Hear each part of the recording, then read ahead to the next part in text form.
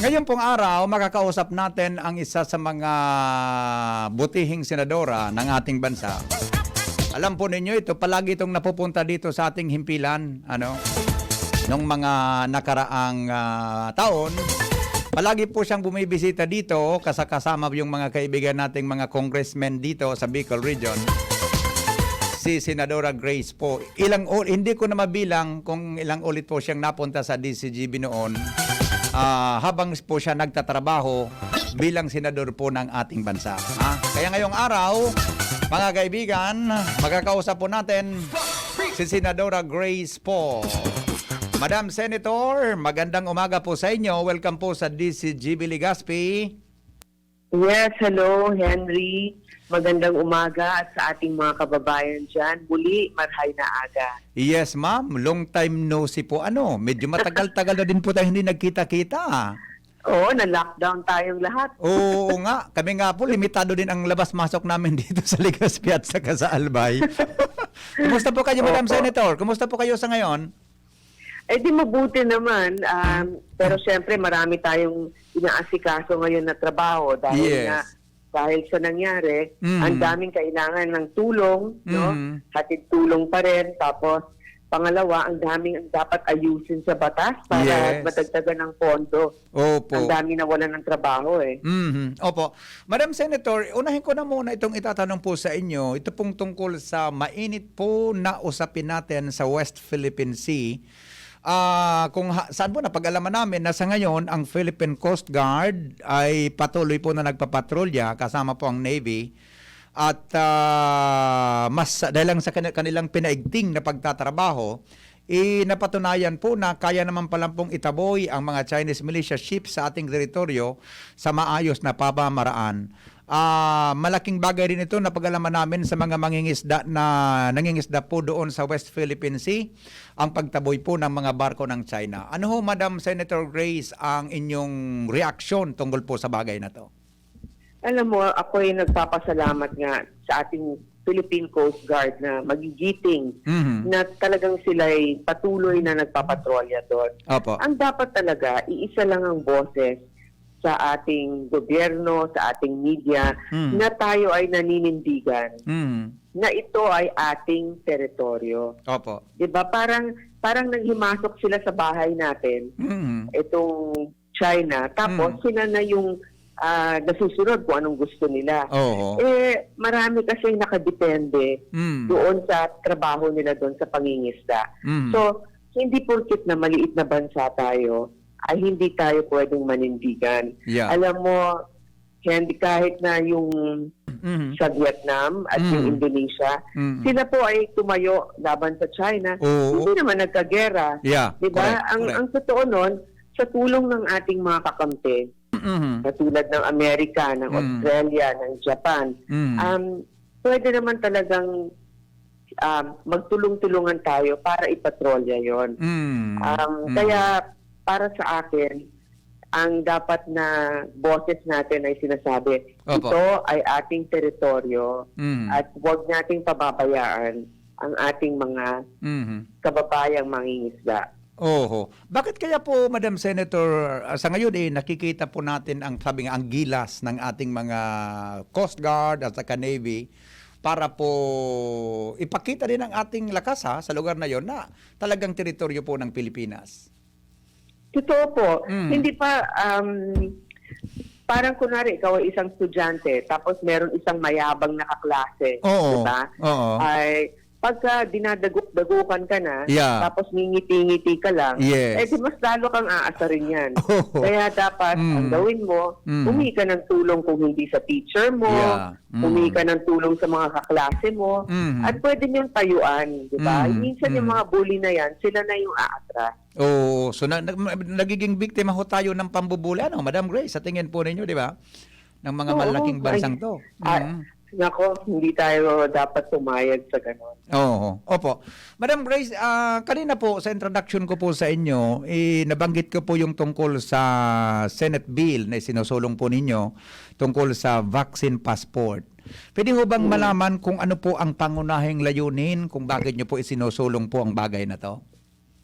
Alam mo, Henry, marami ngayon ibang bansa, sa Europa, lalo-lalo na, iniisip nila kung magkakaroon ng regulasyon kung saan lahat ng turistang pupunta doon o kaya yung mga magtatrabaho ay dapat merong pruweba na sila ay nabakunahan. Opo. Ngayon, kaya ko itinutulak ito kasi di ba pag ikaw ay nagpabakuna, binibigyan ka ng parang resibo na ikaw nagpabakuna na at ito yung binigay sa yung gamot. Dapat magkaroon ng standard na card.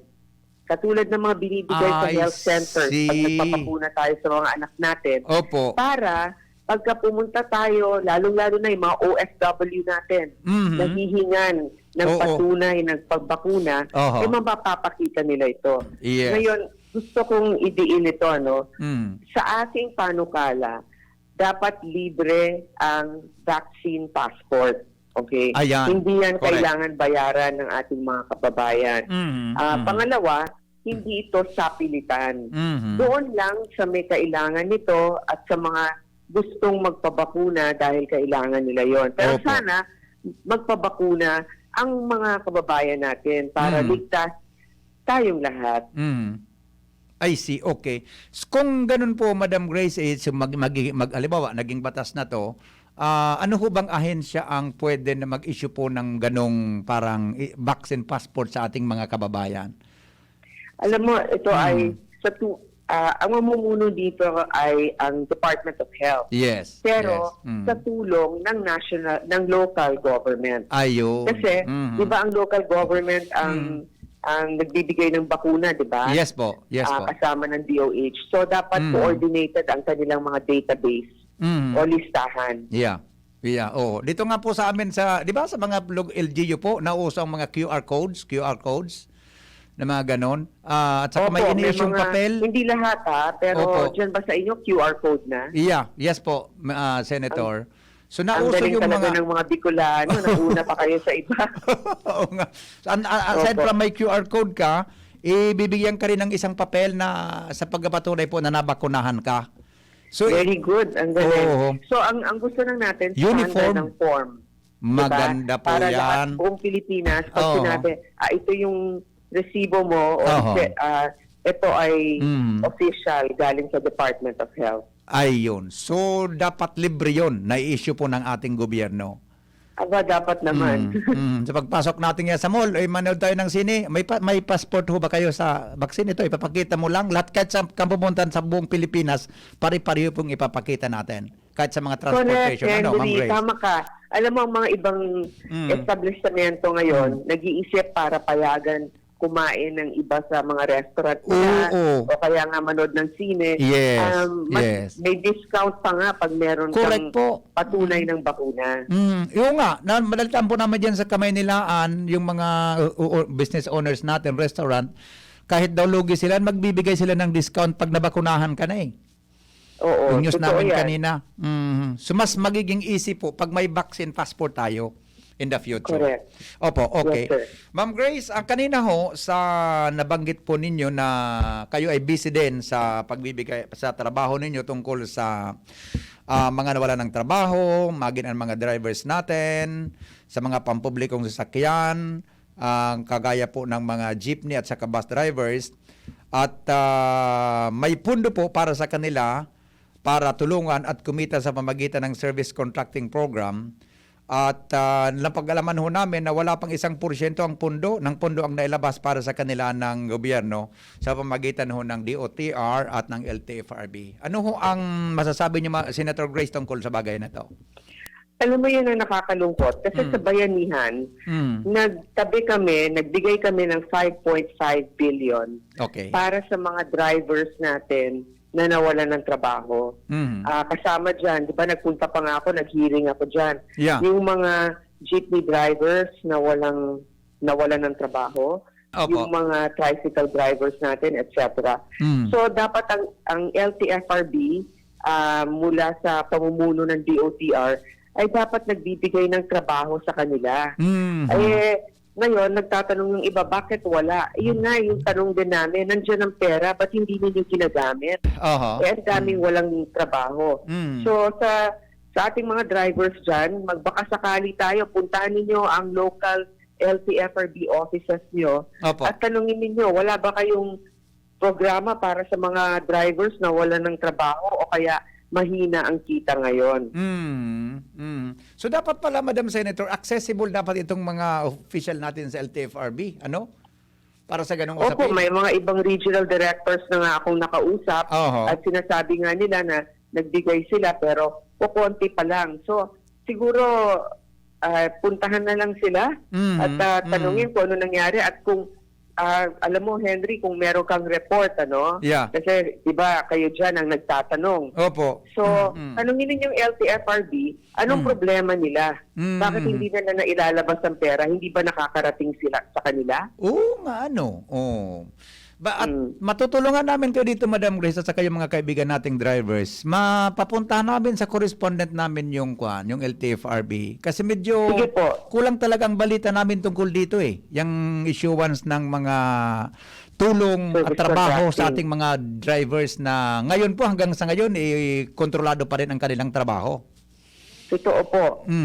Puntahan po ninyo yung LTFRB at i-report po ninyo sa aming opisina kung ano na nangyari. Yes, very good po. Okay. Tungkol naman po sa community pantry, naghain daw po kayo ng isang resolusyon sa Senado para kilalanin po itong inisyatibo na naumpisahan po sa Maginhawa, Quezon City. Bagamat sobrang nakakatulong po sa ating mga kababayan ngayong panahon ng pandemya, hindi ho maiwasan na may mga tumutuligsa, naging biktima po ng red tagging o pag-uugnay sa komunista.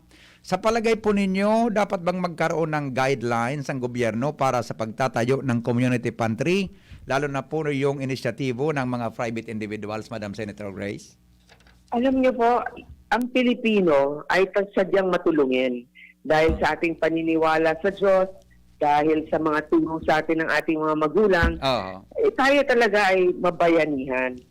Ngayon, imbis na purihin ang mga nagtayo ng community pantry o yung mga nagbibigay ng tulong, sinabihan pang komunista.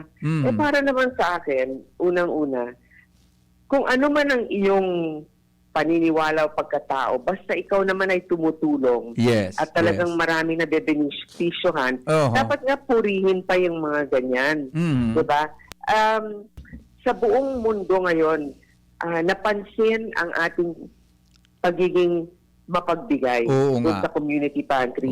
Ang masakit pa nun, ang mismong naninira ay yung mga nandito na nasa gobyerno. Mali po yun.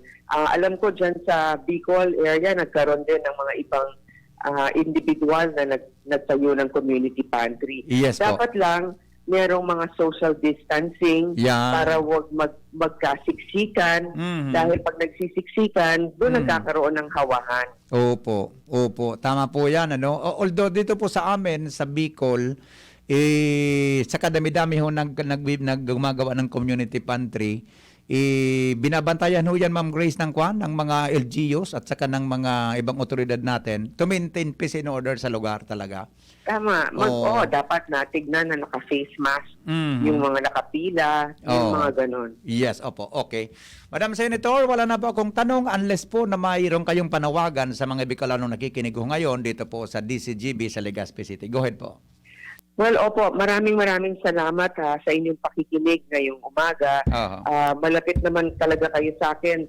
Nagkaroon lang tayo ng lockdown kaya hindi tayo nagkita-kita masyado. Pero abot ng aming mga kaya sa mga programa ay nagpapadala naman tayo ng tulong lalong-lalo na dyan sa Legazpi.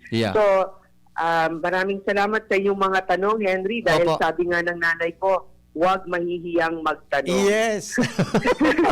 Naalala ko yan Opo. Huwag mahihiyang magtanong. Salamat po. Diyos mabalo. Ma'am Grace, pakiregards na lang po sa aking kaibigan, si Coco, kung pwede. Sasabihin ko kay Cardo na nangamusta kayo, ha? Maraming salamat po, Ma'am Grace. Ingat po kayo. Walang anuman po. Alright, thank you so much. Senadora Grace po, mga kaibigan ng ating kausap ngayong umaga.